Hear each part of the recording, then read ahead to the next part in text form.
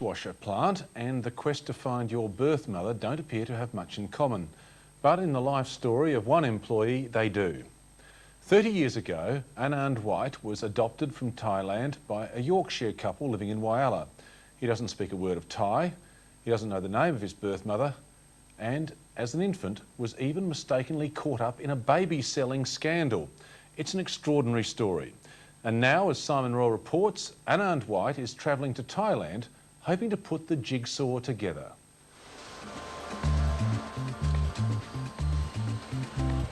He's punched his last panel and the final dishwashers have rolled down the line. Now, along with 91 other ELECTROLUX employees, Anand White is pulling the plug on one chapter and opening another. To me it feels like a fresh start. Being an ELECTROLUX was just a stepping stone to get a house, get started, because I lived in Whyalla for 22 years without a job. And then when I moved up here, finally got a job working at the abattoirs, and then went from there to ELECTROLUX. And it was just like a stepping stone to get a house. And now we just want to go on and do bigger things, better things. One step on the journey was taken this morning. Anand White and his girlfriend left for Thailand. It's a holiday, but if Anand White likes the place, he'll also lay the groundwork to find his birth mother. It's just a big mystery to me, because my parents have never really told me much about it. I haven't really asked many questions about it. And my girlfriend's adopted.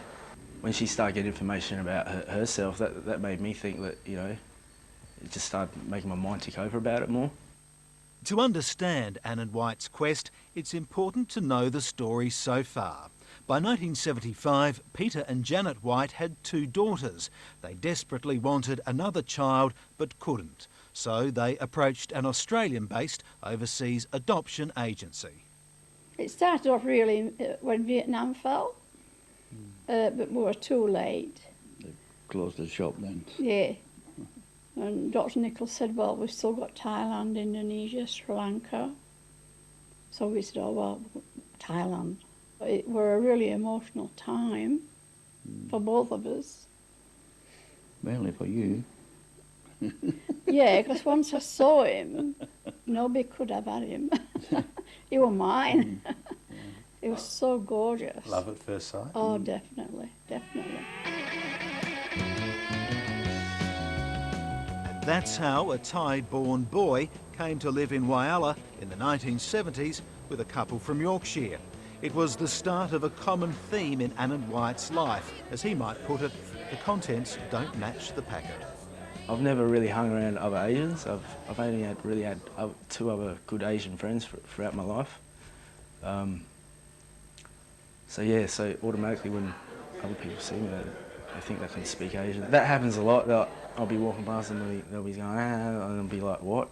Oh, you don't speak? No, Aussie, mate, Aussie. He sounds more Australian than you do. You've kept your accent, and he's got. Yeah, we're Yorkshire. Yeah, well, before he started school, he talked like us.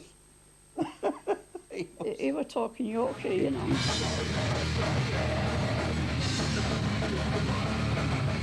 It is a completely, thoroughly Australian identity Anand White has forged for himself. This is LOSDIABLOS, one of 2 bands he plays in. I love it. That's one of my biggest passions in life, is like playing with my bands. Yeah. If I could do that and make money, which I could live off, I'd do it for the rest of my life. Like, you know, seriously, it's like the best thing that's ever happened to me since I've moved up to Adelaide. It really changed my life. I bought him his first guitar. He had electric guitars and amps and motorbikes and... Oh yeah, motorbike. Yeah, everything he wanted he got, eventually.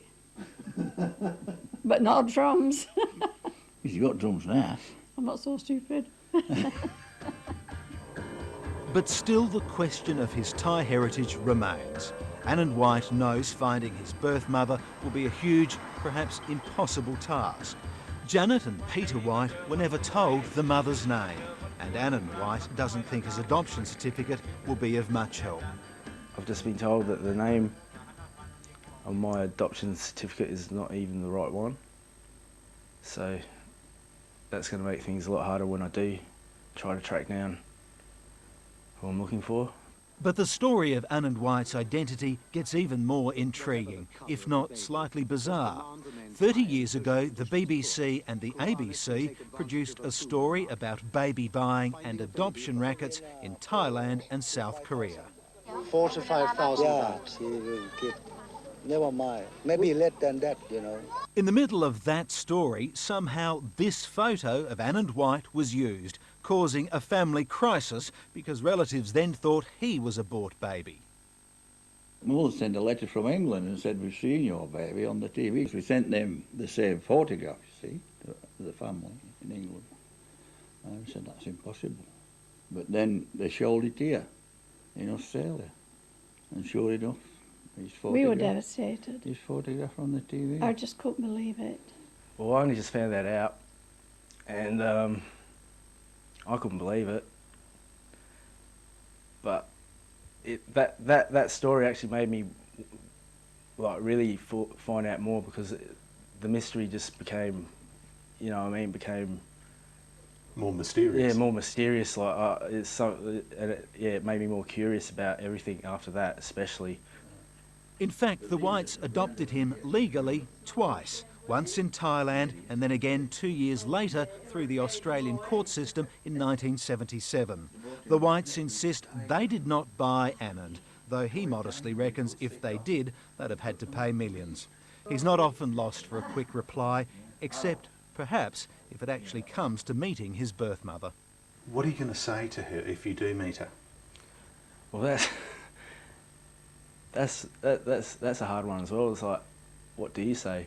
What do you say to someone you haven't seen, like, or never met before, and has probably only seen you being taken away from them?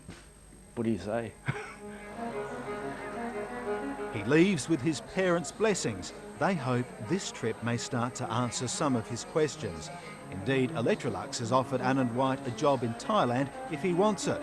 The Whites, though, have other plans. But I want him to get married to Chrissy and have a baby. We want a grandchild off him. We want a nice grandchild. We want a nice grandchild off him, and he'll not come to the party.